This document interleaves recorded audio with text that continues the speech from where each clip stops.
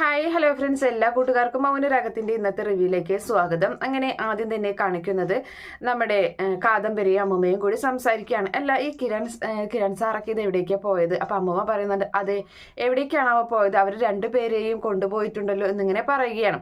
അപ്പോഴേക്കും അവിടെ കാറിൽ വരികയാണ്. ഹോൺ അടിക്കുന്ന ഒച്ചയേക്കുമ്പോൾ അതെ, അവരെത്തിയല്ലോ എന്ന് കാദംബരി പറയുന്നുണ്ട്. അപ്പോഴേക്കും 3 പേരും അവിടേക്ക് അവര് എത്തുകയാണ്. നിങ്ങൾ എവിടെയായിരുന്നു ഇത്രയും നേരം എന്നിങ്ങനെ ചോദിക്കുകയാണ്. അപ്പൊ ആ സമയത്ത് ഞങ്ങൾ ഇവിടെയൊക്കെ തന്നെ ഉണ്ടായിരുന്നു. എന്തായാലും കാർത്തിക പോകുന്ന വഴിയിൽ എന്തെങ്കിലും അപകടമുണ്ടോ എന്ന് അറിയണ്ടേ, അതുകൊണ്ട് ഞങ്ങൾ അതിൻ്റെ വേണ്ട കാര്യങ്ങളൊക്കെ പോയിരിക്കാറ്. എന്തായാലും കാര്യങ്ങളൊക്കെ ഭംഗിയായി കഴിഞ്ഞല്ലോ എന്നൊക്കെ ഇങ്ങനെ പറയുന്നുണ്ട്. അത് ശരിയാണ് എന്ന് പറയാണ്. അപ്പൊ അമ്മ പറയുന്നുണ്ട്, അതെ, കാര്യങ്ങളൊക്കെ ഭംഗിയായി കഴിഞ്ഞു, അതൊരു സമാധാനമാണ്. പ്രകാശനും വലിയ സന്തോഷത്തിൽ തന്നെയാണ്. ഇനിയിപ്പോൾ അവരവിടെ എത്തിയെന്ന് വിളിച്ചായിരുന്നോ മോനെ എന്ന് ചോദിക്കുകയാണ്. അപ്പൊ കിരൺ പറയുന്നുണ്ട്, ആ വിളിച്ചായിരുന്നു എന്ന് പറയുന്നു. ഓ, സമാധാനായി. ആ ഗംഗപ്രസാദിനെ കയ്യിലൊന്നും പെട്ടില്ലല്ലോ, അവനൊന്നും ചെയ്തില്ലല്ലോ. അപ്പോൾ അടുത്ത വഴിക്ക് രതീഷ് പറയാണ്, ഇനിയിപ്പോൾ അവനെ പേടിക്കേണ്ട ആവശ്യമില്ല അമ്മമ്മ എന്ന് പറയുമ്പോൾ അതെന്താ എന്നിങ്ങനെ ചോദിക്കുന്നുണ്ട് നമ്മുടെ കാദംബരി. അപ്പം ഒന്നുമില്ല, അവനെ എന്തായാലും എല്ലാവർക്കും ഇനി മനസ്സിലായി. അവൻ നാട് മുഴുവൻ അവരെ ഫോട്ടോ ഒട്ടിച്ചിട്ടുണ്ട്. ഇനിയിപ്പോൾ അവനെ ഒന്നും ചെയ്യാൻ പെട്ടെന്ന് അവന് സാധിക്കില്ല, അതങ്ങനെ പറഞ്ഞത് എന്നൊക്കെ ഇങ്ങനെ പറയുന്നുണ്ട്.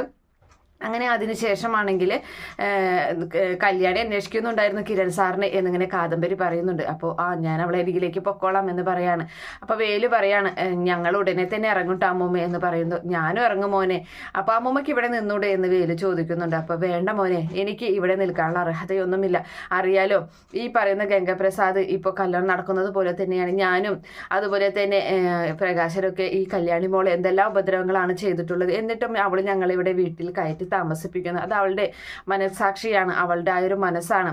അതുകൊണ്ട് തന്നെ ഇനി ഞങ്ങൾ ഇവിടെ നിൽക്കണ്ട എന്ന് പ്രകാശന് തന്നെ ഇപ്പം അസുഖങ്ങൾ വന്നിട്ട് അവളാണ് കല്യാണിമോളും അതുപോലെ കിരൺ മോനുമാണ് നോക്കുന്നത്. ഇനിയിപ്പോൾ ഞാനും ഈ പ്രായത്തിൽ അവിടെ പ്രായം ചെന്നവരുടെ കൂടെയല്ല ഞാൻ കഴിയുന്നത്. ഇനി കുറച്ച് നാൾ കഴിഞ്ഞാൽ എനിക്കും പ്രായമായി അസുഖങ്ങളൊക്കെ ബാധിക്കും. അപ്പോൾ അവിടെ കിടന്ന് മരിക്കാനാണ് എനിക്ക് ആഗ്രഹം. എനിക്കൊരാളെയും ബുദ്ധിമുട്ടിക്കണം എന്ന് ആഗ്രഹമില്ല. ഇതുപോലെ വന്നു പോകണം, അത്രയേ ഉള്ളൂ എന്നൊക്കെ ഇങ്ങനെ നമ്മുടെ അമ്മമ്മ പറയുകയാണ്. അങ്ങനെ നമ്മുടെ രതീഷ് വേലുവിനെ കണ്ണുകൊണ്ട് കാണിച്ച് പുറത്തേക്ക് വിളിക്കുകയാണ്. അപ്പം രതീഷും വേലും കൂടി സംസാരിക്കുകയാണ്.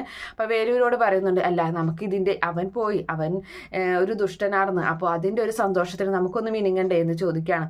ഇവിടേക്ക് കള്ളു കുടിച്ച് വന്നു കഴിഞ്ഞാൽ പ്രശ്നമാവില്ലേ എന്ന് ചോദിക്കുമ്പോൾ അത് കുഴപ്പമൊന്നുമില്ല, കിരൺ സാർ എന്തായാലും നമ്മൾ ഈ ഒരു അവസരത്തിൽ എന്തും ചെയ്താലൊന്നും പറയില്ല എന്ന് പറയുന്നുണ്ട്.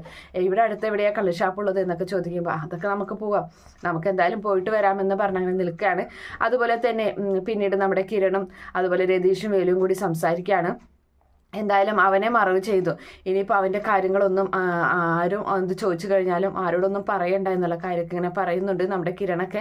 അപ്പോൾ അതെ, കല്യാണിക്കാണെങ്കിൽ എന്തെങ്കിലും സംശയം കാര്യങ്ങളുണ്ടോ എന്ന് എനിക്കൊരു പേടിയുണ്ടെന്നൊക്കെ ഇങ്ങനെ പറഞ്ഞങ്ങനെ നിൽക്കുകയാണ്.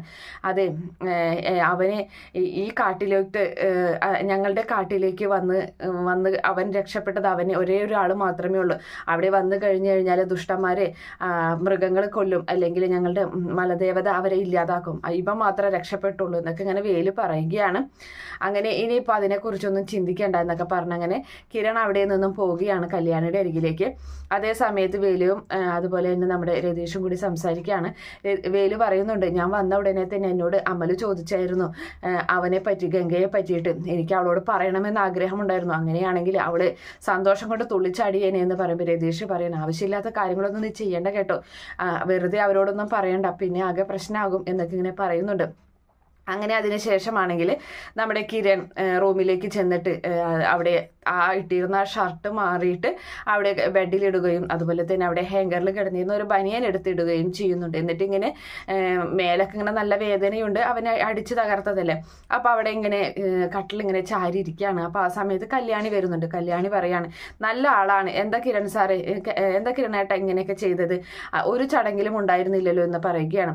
അപ്പോൾ പോകുന്ന നേരത്തും കിരണേട്ടനെ കണ്ടില്ലല്ലോ, പോയത് കുഴപ്പമൊന്നുമില്ലാതെയല്ലേ പോയത്, അതിന് വേണ്ടിയിട്ടാണ് ഞങ്ങൾ അങ്ങനെ കറങ്ങി നടന്നത്. ഞാൻ പറഞ്ഞല്ലോ, 1-2 പേര് അവനെ അവിടെ ചുറ്റിപ്പറ്റി നടക്കുന്നത് കണ്ടായിരുന്നു, അവരുടെ പുറകെ പോയതാണ് എന്ന് പറയുന്നുണ്ട്. അതിന് അവനിപ്പോൾ ഇങ്ങനെ ഒരു കല്യാണം നടക്കുന്നുണ്ട്, അവൻ എന്തായാലും അറിഞ്ഞിട്ടുണ്ടായിരിക്കില്ലല്ലോ എന്നൊക്കെ ഇങ്ങനെ കല്യാണി പറയണം.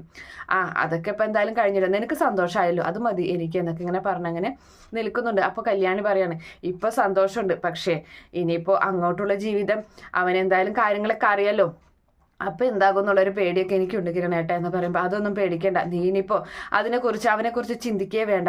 കാരണം അവൻ എന്തായാലും വല്ല തമിഴ്നാട്ടിൽ എവിടേക്കെങ്കിലും പോയിട്ടുണ്ടാവും. തന്നെയല്ല എല്ലാ സ്ഥലത്തും ഞാനും രതീഷൊക്കെ കൂടി കുറേ ഫോട്ടോ കൂടി അവനെ പതിപ്പിച്ചിട്ടുണ്ട്. അവൻ ഇനി എവിടേക്കും പുറത്തിറങ്ങാനൊന്നും പറ്റത്തില്ല, ഒന്നും ചെയ്യാനും സാധിക്കില്ല. നീ അതിനെക്കുറിച്ച് ചിന്തിക്കേ വേണ്ട, ചിന്തിക്കേ വേണ്ട എന്നൊക്കെ ഇങ്ങനെ പറഞ്ഞു കൊടുക്കുകയാണ് കിരൺ. അങ്ങനെ കല്യാണി അവിടെ ഇങ്ങനെ നിൽക്കുകയാണ്. അപ്പോൾ കല്യാണിയോട് പറയുന്നുണ്ട്, നീ ആ ഷർട്ട് ഒന്ന് എടുത്തിട്ട് ഒന്ന് വാഷിംഗ് മെഷീനിൽ ഇട്ടോ എന്നിങ്ങനെ പറയാണ്. ശരി കിരണേട്ട എന്നും പറഞ്ഞിട്ട് ആ ഷർട്ട് അങ്ങനെ എടുത്തിട്ട് പെട്ടെന്ന് അവൾ അങ്ങനെ നോക്കുമ്പോൾ അതിൽ ബ്ലഡിൻ്റെ കറ കാണുന്നുണ്ട്. അപ്പോൾ അവള് ചോദിക്കുകയാണ്, ഇങ്ങനെ ഒന്ന് ഞെട്ടിയതിന് ശേഷം കിരണോട് ചോദിക്കുന്നുണ്ട്, എന്താ കിരണേട്ട ഇതിൽ ബ്ലഡിൻ്റെ ആണല്ലോ ഇതിങ്ങനെ ചോദിക്കുകയാണ്. അപ്പോൾ പെട്ടെന്ന് കിരൺ ചാടി എഴുന്നേൽക്കുന്നുണ്ട്. അപ്പോൾ കിരൺ പറയണം, അതൊന്നുമല്ല. അപ്പോൾ ഇങ്ങനെ ഒരു കള്ളച്ചിരിയോട് കൂടി പറയുന്നുണ്ട്, അത് ഓഡിറ്റോറിയത്തിൽ അവിടെ ഒരു പെയിന്റ് ഉണ്ടായിരുന്നു, ചോപ്പ പെയിന്റ്. ആ ചോപ്പ പെയിന്റ് ആയതാണ്, അല്ലാതെ അത് ബ്ലഡ് ഒന്നല്ല കല്യാണി എന്ന് പറയുന്നുണ്ട്. അത് ശരി എന്നും പറഞ്ഞിട്ട് നമ്മുടെ കല്യാണി അങ്ങനെ ആ ഷർട്ടും കൊണ്ട് അതൊക്കെ വാഷിംഗ് മെഷീനിൽ ഇടുക എന്ന് പറയുമ്പോൾ ശരി എന്നും പറഞ്ഞ് അതും കൊണ്ട് നേരെ കല്യാണി പോവുകയാണ്. എന്തായാലും കിരൺ തൽക്കാലത്തിന് അപ്പോൾ രക്ഷപ്പെട്ട് ഇരിക്കുകയാണ്. അങ്ങനെ കിരൺ അബദ്ധമായി പോയല്ലോ എന്നുള്ള രീതിയിൽ അങ്ങനെ അവിടെ ഇരിക്കുകയും ചെയ്യുന്നുണ്ട്. അതിനുശേഷമാണെങ്കിൽ നമ്മുടെ ഗംഗപ്രസാദിന്റെ കൂട്ടുകാരന്മാർ, അതായത് ആംബുലൻസിൽ വന്നിട്ട് അവരെ കാത്തു നിൽക്കുന്നുണ്ടായിരുന്നല്ലോ, അവർ കുറച്ച് ദൂരം ആംബുലൻസും എടുത്ത് പോവുകയാണ്. നമ്മൾ കുറേ ദൂരം അവിടെ നിന്നിട്ടും അവനെ കണ്ടില്ലല്ലോ. അവൻ എന്താ പറ്റിയത്? അവൻ്റെ കയ്യിലിപ്പോൾ ബാറ്ററിയൊക്കെ ഊരി വെച്ചിട്ടുണ്ടാവും ഫോണിൻ്റെ. അപ്പോൾ വിളിച്ചാലും കിട്ടില്ല. എന്തായാലും അവൻ എന്തെങ്കിലും അപകടം പറ്റിക്കാണോ എന്നൊക്കെ ഇങ്ങനെ ചോദിക്കുകയാണ്. അതായത് കാർത്തികയുടെ വിവാഹം എന്ന് പറയുന്നത് എൻ്റെ മരണത്തിന് തുല്യമാണെന്ന് അവൻ പറയാറില്ലേ എന്ന് ചോദിക്കുന്നുണ്ട്. അവൻ ജീവിച്ചിരിപ്പുണ്ടെങ്കിൽ കല്യാണം കഴിക്കില്ല എന്ന് പറയാറില്ലേ, അപ്പം എന്താ അവൻ ജീവിച്ചിരിപ്പില്ലേ എന്നൊക്കെ ഇങ്ങനെ അവരങ്ങനെ പരസ്പരം ചോദിക്കുകയാണ്. എന്തായാലും അവൻ രാത്രിക്കുള്ളിൽ നമുക്ക് മെസ്സേജ് ഇടുമായിരിക്കും, നമുക്ക് നോക്കാം എന്ന് പറയാണ്. ഇനിയിപ്പോൾ ഈ ആംബുലൻസ് എന്താ ചെയ്യേണ്ടത് എന്ന് ചോദിക്കുന്നുണ്ട്. അപ്പോൾ മറ്റൊരുത്തൻ പറയുകയാണ്, അതിവിടെ നിർത്തിയിട്ടിട്ട് നമ്മുടെ അടുത്ത് തന്നെയല്ലേ നമ്മുടെ ടൂ വീലർ ഇരിക്കുന്നത്, അതും എടുത്ത് നമുക്ക് പോകാം എന്നും പറഞ്ഞിട്ട് അങ്ങനെ അവര് സംസാരിക്കുന്ന ഭാഗം കാണിക്കുന്നുണ്ട്. അതിനുശേഷമാണെങ്കിൽ പറയുന്ന ലക്ഷ്മി അമ്മ തൻ്റെ ഫോൺ എടുത്തിട്ട് മകളെ വിളിക്കുകയാണ്, തീരെ സമാധാനമില്ലാതെ. അങ്ങനെ ആ സമയത്ത് ഒരു ചായ കുടിച്ച് നിൽക്കുകയായിരുന്നു നമ്മുടെ കാർത്തിക. ഡ്രസ്സൊന്നും മാറിയിട്ടില്ല, വിവാഹ വസ്ത്രം തന്നെയാണ് ഇട്ടിട്ടുള്ളത്. അങ്ങനെ ചായ കുടിക്കുന്നതിനിടയിൽ ഫോൺ എടുക്കണം, അമ്മ എന്ന് വിളിക്കുന്നുണ്ട്. മോളെ കുഴപ്പമൊന്നുമില്ലല്ലോ, നിങ്ങൾ അവിടെ എത്തിയിട്ട് കുഴപ്പമൊന്നുമില്ലല്ലോ എന്ന് ചോദിക്കുമ്പോൾ അമ്മ അതിനെക്കുറിച്ച് ടെൻഷൻ അടിക്കുകയേ വേണ്ട, ഞാനും ദിലീപേട്ടനും അവനെക്കുറിച്ച് ചിന്തിക്കാറേ ഇല്ല എന്നിങ്ങനെ പറയുന്നുണ്ട്. ഞങ്ങൾ നല്ല സന്തോഷത്തിൽ തന്നെയാണ് എന്നുള്ള കാര്യമൊക്കെ അങ്ങനെ പറയുന്നുണ്ട്. അപ്പോൾ ആ സമയത്ത് മരുമോൻ വരുന്നുണ്ടല്ലോ എന്ന് പറഞ്ഞിട്ട് അപ്പോൾ നമ്മുടെ ദിലീപും ഒരു ചായ കുടിച്ച് അവിടേക്ക് വരികയാണ്. അപ്പം അമ്മയാണെന്നും പറഞ്ഞ് ഫോൺ കൊടുക്കുന്നുണ്ട്. അപ്പം മോനെ കുഴപ്പമൊന്നുമില്ലല്ലോ എന്ന് ചോദിക്കുകയാണ്. ഞാൻ മോളോട് ശ്രദ്ധിക്കണം എന്ന് പറയുകയായിരുന്നു എന്ന് പറയുന്നുണ്ട് നമ്മുടെ ലക്ഷ്മി അമ്മ. അമ്മ ടെൻഷൻ അടിക്കേണ്ട, ഞങ്ങൾ അവനെക്കുറിച്ച് ചിന്തിക്കാറേ ഇല്ല, ഇനിയിപ്പോൾ അവന് ഒന്നും ചെയ്യാൻ സാധിക്കില്ല, അമ്മ അതിനെക്കുറിച്ച് ചിന്തിക്കേണ്ട എന്നൊക്കെ പറഞ്ഞ് അമ്മയെ സമാധാനിപ്പിച്ച് ഫോൺ കട്ട് ചെയ്യുന്നുണ്ട്. അതിനുശേഷമാണെങ്കിൽ അവരങ്ങനെ കൊച്ചു വർത്താനൊക്കെ പറഞ്ഞിരിക്കുകയാണ്. അപ്പം നമ്മുടെ കാർത്തിക പറയുന്നുണ്ട്, അതെ ഞാൻ ഈ ലോകത്ത് ഒരാൾ മരിക്കണമെന്ന് പോലും ആഗ്രഹിച്ചിട്ടില്ല, പക്ഷെ ഈ ഗംഗപ്രസാദ് അവൻ മരിക്കണമെന്ന് സത്യത്തിൽ ഞാൻ ആഗ്രഹിക്കുന്നുണ്ട് ദിലീപേട്ട എന്ന് പറയാണ്. എന്നിട്ട് പറയുന്നുണ്ട്, അതെ ദിലീപേട്ടൻ എൻ്റെ കമ്പനിയിലെ ഈ കാർത്തിക ഫുഡ്സിൻ്റെ MD ആയിട്ട് സ്ഥാനം ഏറ്റെടുക്കുമോ, എന്നെ ഒന്ന് സഹായിക്കുമോ എന്നൊക്കെ ഇങ്ങനെ ചോദിക്കുകയാണ്. അപ്പോൾ അവനിങ്ങനെ ചിരിച്ചിട്ട് പറയാണ്, എന്തായാലും എൻ്റെ ജോലി ഞാൻ കുറച്ച് നാൾക്ക് ലീവ് എടുത്തിട്ട് ഞാൻ സഹായിക്കാം, പക്ഷെ MD ഒന്നും ആവത്തില്ല, അത് കാർത്തികയ്ക്ക് തന്നെയാണ് അതിനുള്ള അർഹത, എനിക്ക് വേണ്ട, അങ്ങനത്തെ സ്ഥാനങ്ങളൊന്നും എനിക്ക് വേണ്ട എന്നൊക്കെ ഇങ്ങനെ പറഞ്ഞ് അവരങ്ങനെ കൊച്ചു വർത്താനവും പറഞ്ഞിരിക്കുന്ന ഒരു ഭാഗത്തോടു കൂടിയാണ് ഇന്നത്തെ എപ്പിസോഡ് അവസാനിക്കുന്നത്. ഈ റിവ്യൂ ഇഷ്ടപ്പെടുകയാണെങ്കിൽ ഈ ചാനൽ ഒന്ന് സബ്സ്ക്രൈബ് ചെയ്ത് സപ്പോർട്ട് ചെയ്യുക. Okay friends, bye, thank U.